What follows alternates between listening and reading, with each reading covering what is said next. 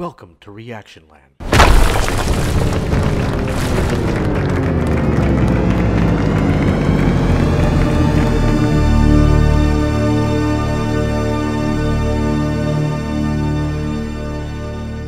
Hey, welcome to the ReactionLand Podcast. I'm your host, John Marshall. Yeah.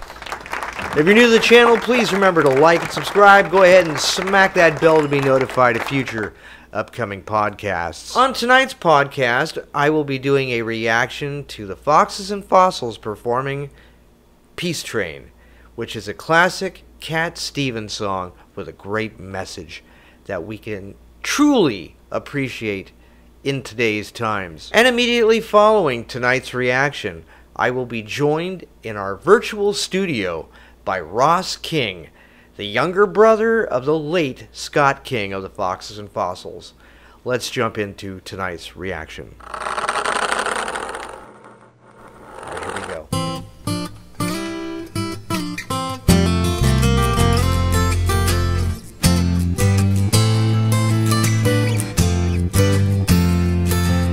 Now I've been happy lately, thinking about the good things to come. And I believe it could be something good has begun. Oh, I've been smiling lately, dreaming about the world as one.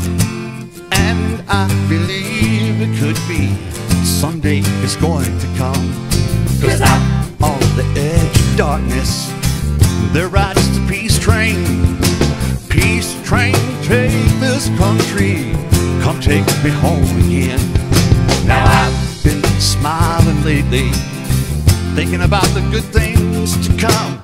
And I believe it could be something good has begun. Peace train sounding loud, glide on the peace train. Ooh, come on the peace train. This peace train, holy roller, everyone jump on the peace train. Come on, peace train. Now get your bags together, go and bring your good friends too, 'cause it's getting nearer, it soon will be with you.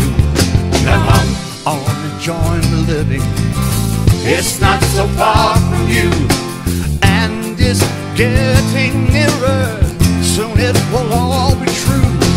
Peace train sounding louder, glide on the peace train. Come on the peace train, the peace train.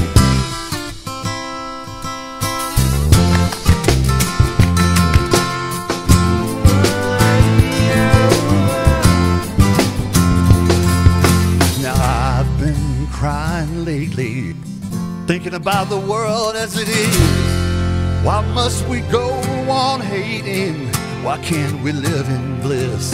'Cause out on the edge of darkness, there rides the peace train. Peace train, take this country, come take me home again. Oh, peace train sounding louder, glide on the peace train. Come on the peace train, peace train, peace train, holy roller, everyone jump on the peace train. Ooh.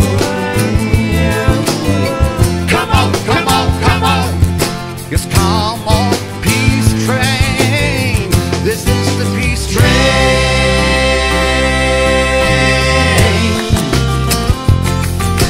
Peace train, sound louder, come on the peace train.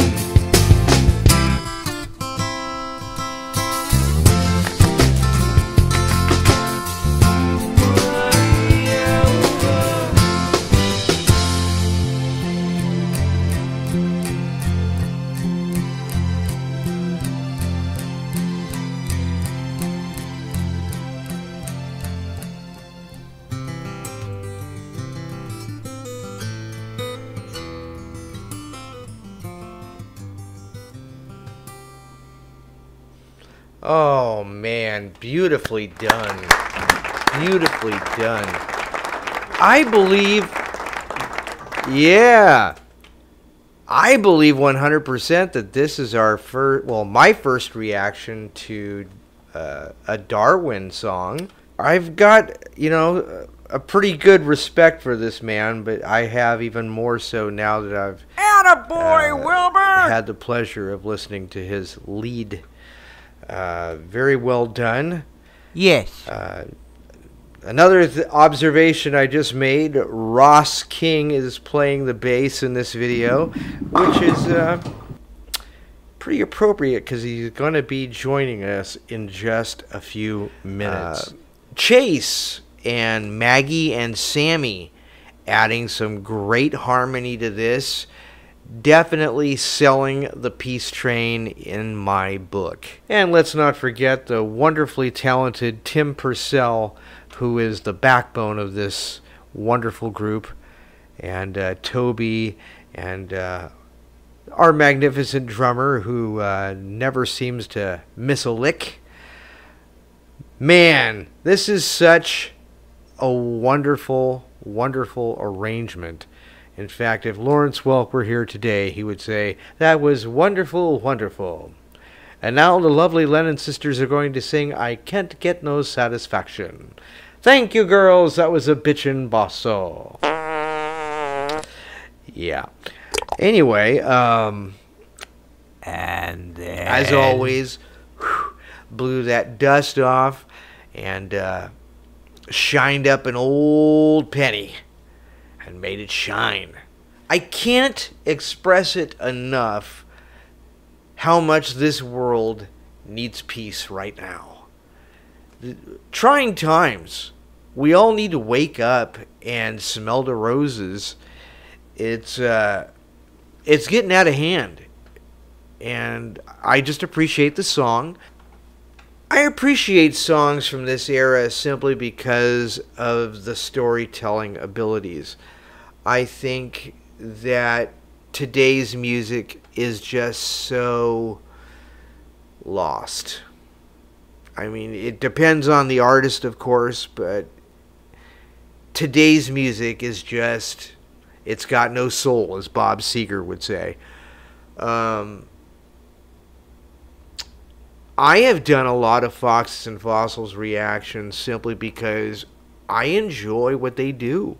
And I enjoy the songs that they do it to. This group always does a professional job, and it's not surprising. What else is not surprising is just the quality. The Foxes and Fossils is definitely one of these groups that just focuses on good stuff. I haven't heard anything so far and made a reaction to it that I didn't genuinely love. Even the song Lottery, I wasn't too crazy about the song itself, but they've honestly changed my mind about it, so I mean, what can I say? Anywho, on a very serious level, I think it's time that we bring out tonight's guest. So without any further ado, let me introduce to you the one and only multi-talented man himself, Ross King. Ross, welcome to the podcast. How are you? My pleasure. How are you doing, John? Thank you for having me. No, Ross, thank you for doing this, brother. I really do appreciate it. My viewers appreciate it. Tell us a little bit about your big brother, Scott. Well, I'll tell you, it's just, there's so much to tell, but I think what's most important is the Foxes and Fossils and the Mustangs and all of his groups going back to when he left home at 18 years old. You know, he was so gifted and likable and magnetic, that he just, I think everybody that understands the Fossils and is a part of what's going on out there with the band sort of already knows how wonderful he is. Absolutely. The sayings like you can't hide money, but you can't hide what Scott was.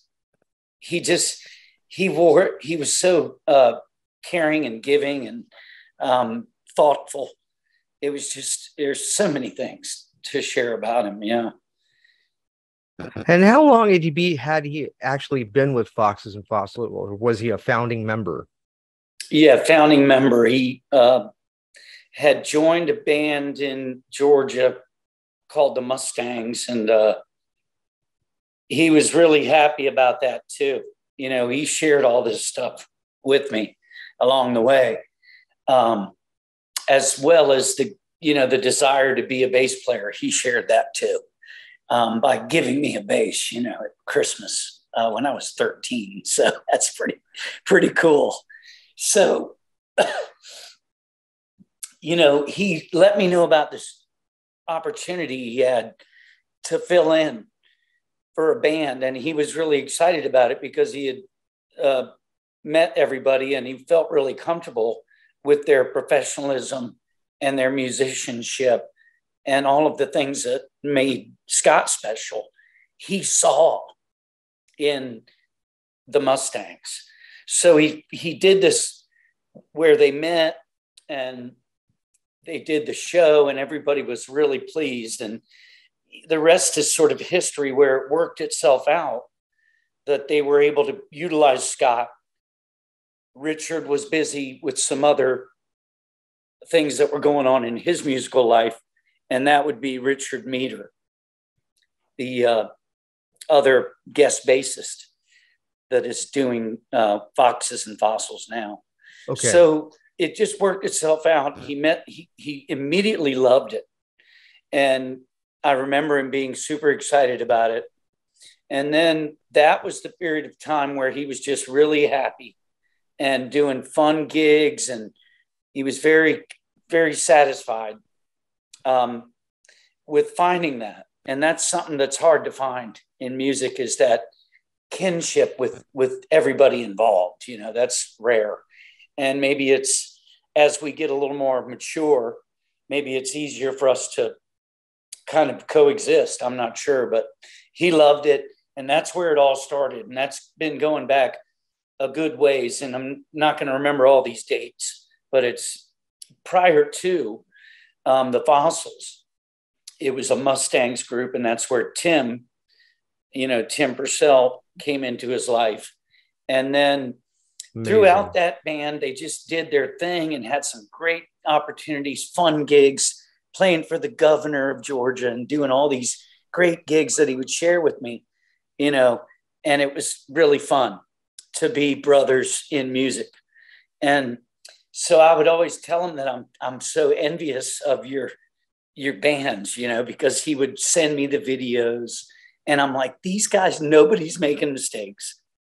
Everybody's singing beautifully. They're just all handsome and, whatever. I could go on and on. So I was always complimentary. And when things got, down the road a piece, and, you find yourself in these situations too, that, you blink and a decade's going by and you're like, wow, where do we work? Where are we going to get some of this work? So the story goes that they were wanting to try to find something to do to get, some music back in their lives. Some of the booking slowed down. And we all know that there's Tim's daughter. And then there was a girlfriend that they thought would be a good addition to this idea.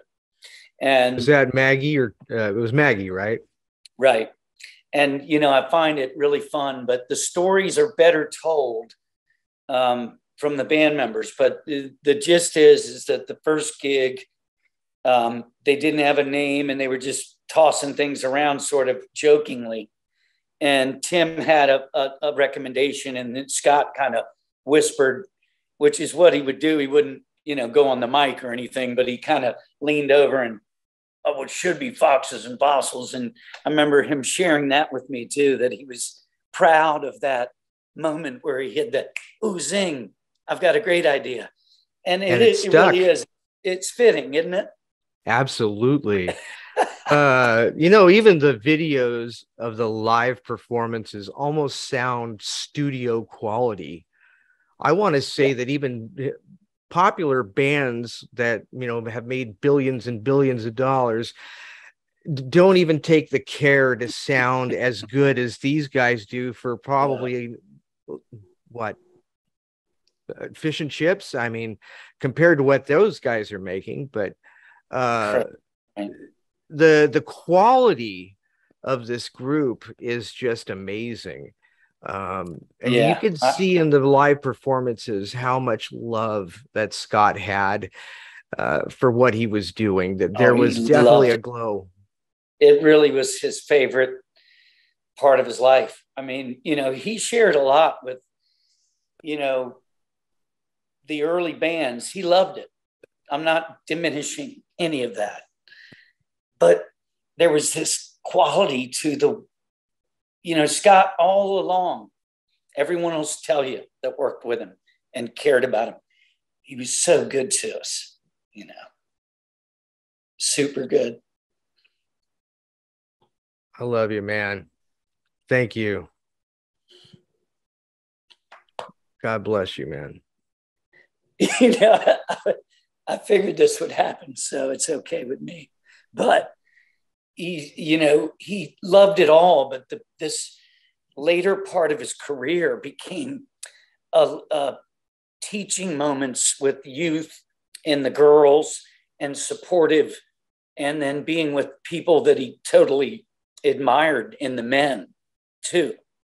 So it was extra special. So I agree. You can see it in Scott's performance, his face, his natural, jovial way about him. And yet he's also super humble. So he's not going to jump around and try to ham up and do things to one up anyone in the group. He was a fantastic team player the whole time. But yeah, you're right. You could see it in every single video. You can see what Scott was. That's what I meant earlier, where if you love the band, you know my brother already. Yes. Yeah. Oh my goodness gracious. Yeah, I mean, seriously, there is such a love in that man. And, just before, I don't want to breeze over these things. He loved it, all of them, spoke of it, oh, Ross, you got it, man, the girls. And he would go on and on and on about the girls, but he would always talk about Tim, Toby, and the former members of the Mustangs, all of them, everybody. He really shared a lot, on how great it was and how he really loved it and loved them. And that was great. He was super happy with that band, for sure. I was, honestly very, very taken back that he was,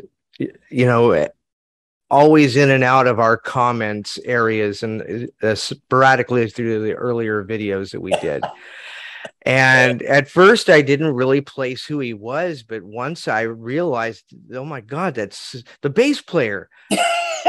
Yeah, I mean, I got to tell you, he was always kind and generous with his time. People were leaving comments and he was responding to them, and if they had questions, he answered them. It was quite amazing, very humbling. You could tell he had a very giving heart. I'm totally understanding where you're coming from, and that was another thing that I love about Scott, is that I find myself awkwardly uncomfortable in a period of wanting to engage or get to or let's put it this way, open myself up too soon or whatever. Scott was open all the time, and I loved it because he shared all this stuff. I love this talk. He would tell me, yeah, man, there's all these comments, and there's this one, like Scott's, would say it like it is too. So if there was a way for him to kind of, if someone's saying, hey, maybe that wasn't a great idea to record that, or if it was anything at all wonky or throwing a little jab, he found a way to kind of throw one back without it seeming like you just got clobbered by the bass player. But he was very watchdog-like about the band, and he wouldn't be very happy if people were, maybe misunderstanding or saying something that was their opinion, and we all have that right. So I don't want anyone to take me wrong. Please do it, and to be able to say what you want to. But he loved it, getting into it with the fans on a positive way, and he would try to win you over sometimes if it were a negative way. And I think that was another skill that Scott had, disarming you and making you feel like a part of it. And I've read the comments, and I loved it because Scott would share, hey man, check this new video out. And I was always excited to do it. And I'll tell you why, because of his bass playing, and I'm saying I'm a fan. Now the band kicks butt, so that's a given. But as his little brother, I'm like, God, this guy is incredible. So it was always just to soak up the goodness of Scott. He moved. I was just a kid, not even playing yet. So the minimal time I got to see him play was fun, but I would soak up anything I could musically out of Scott. And that's sort of fun, but he would let me know, yeah, man, check these comments out because they're beautiful. People are like, man, the band is wonderful. I love these girls. Wow, Tim, oh my gosh, the guitar solos. Everybody gets loving because they're worthy of it. Yes.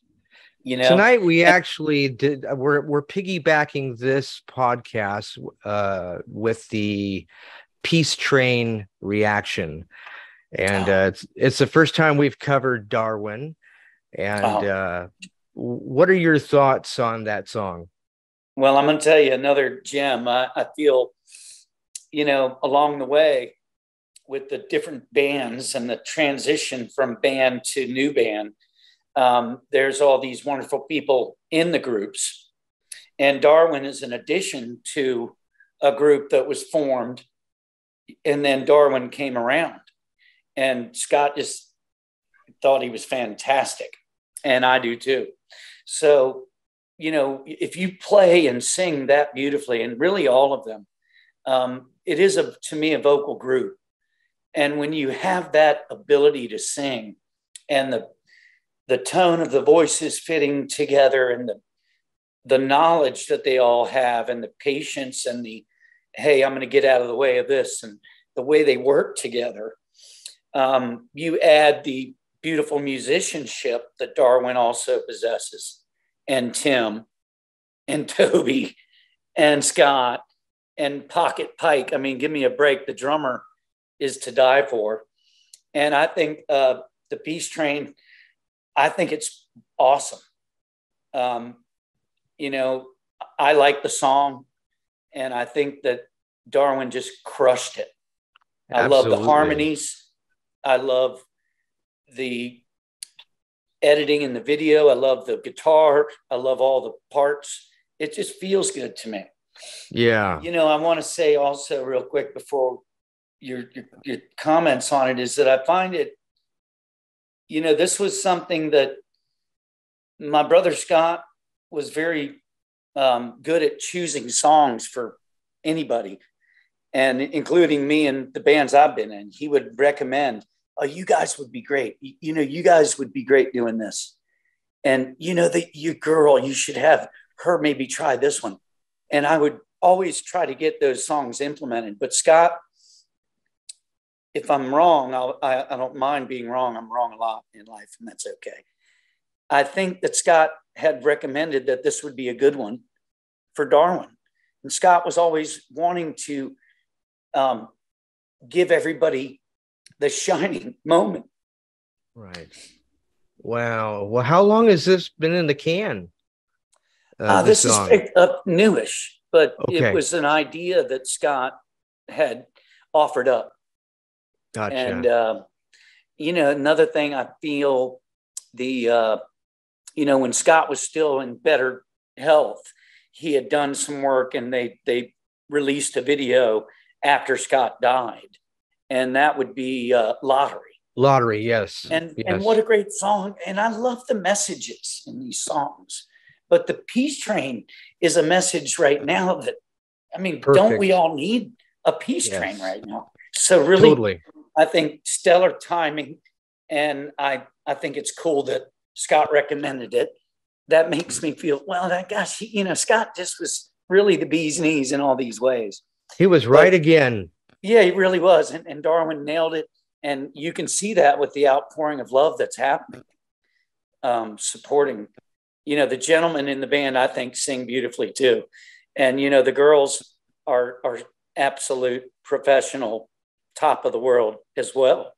So, great choice. Just the load of songs that this band has done. Incredible. It really is. And so diverse.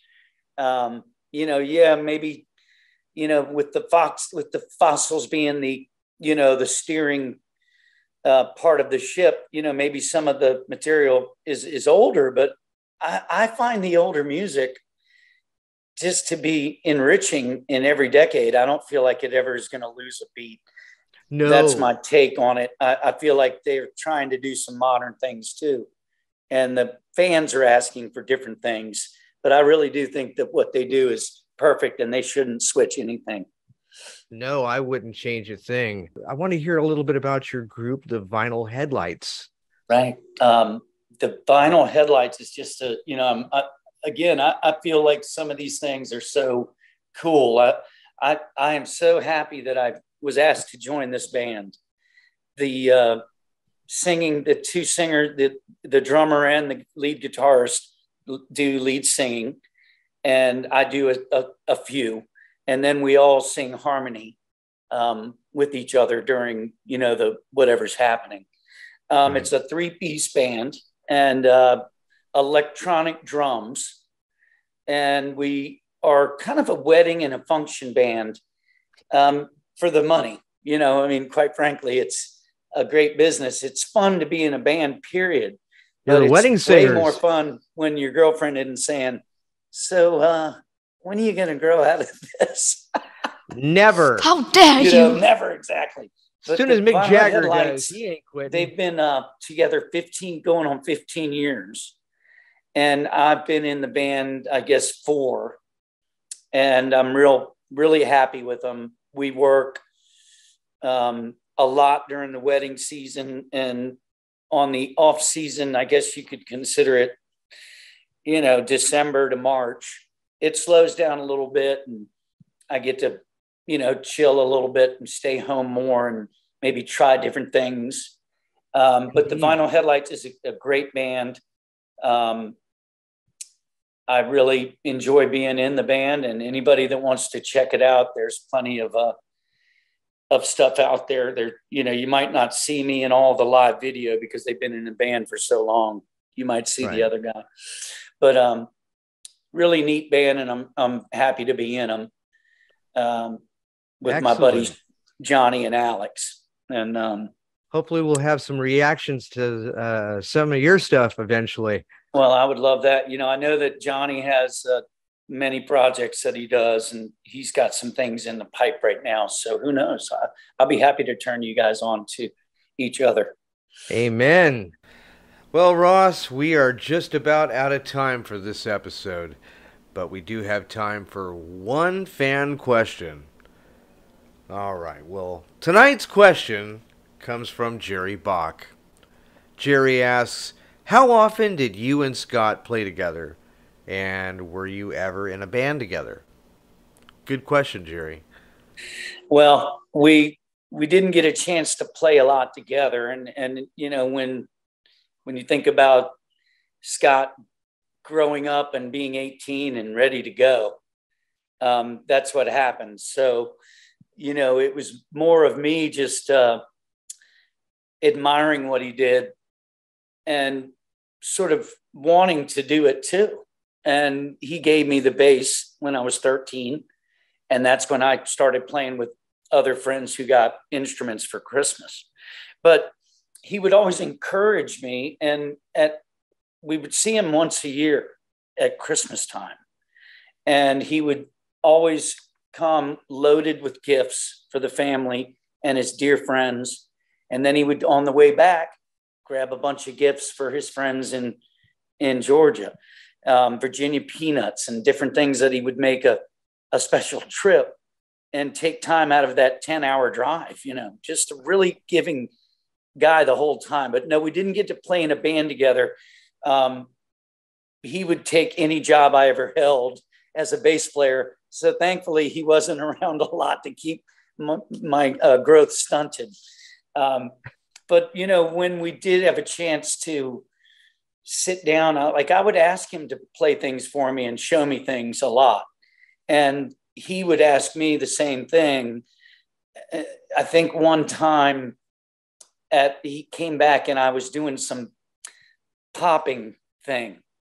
And it was sort of a Chili Peppers thing, I think. And he goes, show me that. How are you doing that? And that was kind of neat. The 15-year-old trying to show my older brother something. And, pretty neat. But we didn't get to play a lot together. But, he would, if I was playing on his break, he would come watch the band. And I visited him in Georgia and went out to see some live stuff. And then the connection was more in the modern time where we were able to email and do this YouTube and video thing where I could see what was going on with him that way. He also was good about gifting us all with his recordings that he would do. And I would do the same thing on the projects I was in and out of. And I'd love to share more of that as time goes by. If we continue to do some of this, we can touch more on lots of things, really. But yeah, Scott was I asked him to show me what was the one. I've got Scott's bass. One of Scott's basses right here. Oh, I recognize that. That actually is my bass. And the older brothers kind of swindled me out of it one year. And for decades, I asked for it back and he wouldn't give it back. So it's bittersweet, but I'll say this much, that I just love having this thing in my hand because my brother loved it so much. It's an old jazz bass and he was all about Fender jazz basses. So for me, it's neat and I really I'll cherish it. But I think the thing was a Stevie Wonder thing, and it's in a flat key. So I'm not going to play it there, and you probably won't even hear it, but it's the little,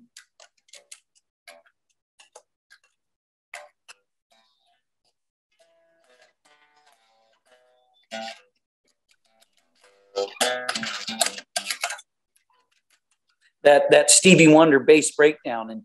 And he went in the back room and ran it one time and came back out and said, well, here's how it goes, and showed it to me. And of course, I just botched it because I don't play the song, but that's an example of where Scott could do some wonderful sharing with me. And here's the jazz bass. And here's the belt buckle rash that Scott put in there.